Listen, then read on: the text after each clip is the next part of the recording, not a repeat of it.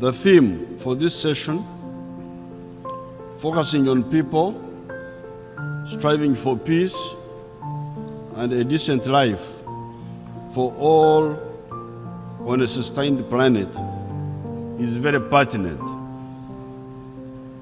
I am happy this topic is being discussed. I have always wondered why the elites in the different countries of the world do not see this. Who would lose if all the people on the globe led a decent life of having 2,000 to 2,500 calories per day for an adult person? Who would lose if all the people each day were getting enough calories to support their bodies? Who would lose if all the immunizable diseases that afflict people were immunized against? Who would lose if that one was achieved for all the people in the world that need immunization, for all the immunizable diseases got it? What would be the problem? Who would lose if all young people, children, accessed education to achieve literacy, numeracy, and skills as a minimum? Who would lose if all the human beings had a health unit within the radius of 5 kilometers from where one lives? Who would live if all human beings had access to clean electricity, away from charcoal, firewood, and dirty kerosene?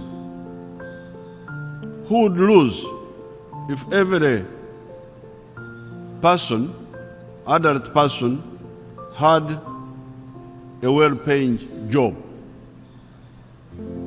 Who would lose if every family on the globe had a three-bedroom decent house for each family? Who would lose if each person had access to clean water? Who would lose if every person on the globe did not have to worry about war, about terrorism, and about crime? Who would lose if every producer of a service or a good that is needed for use in the world had a right of access to markets? Who would lose if all the countries in the world had good transport and other elements of infrastructure? Who would lose if all of us insisted on protecting our mother nature so that it can also look after us? To what extent would this effort at global affluence stimulate business?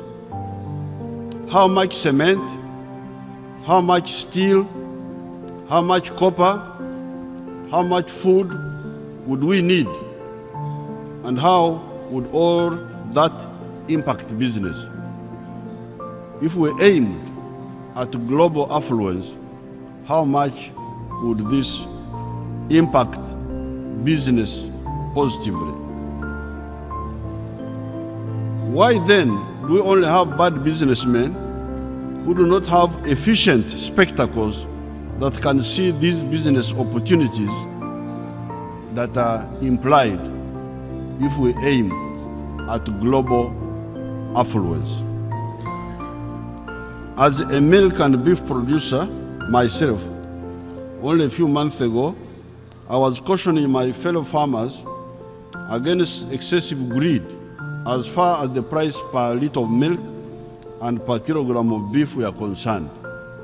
Because the farmers were trying to demand high salaries, high prices for beef and for milk.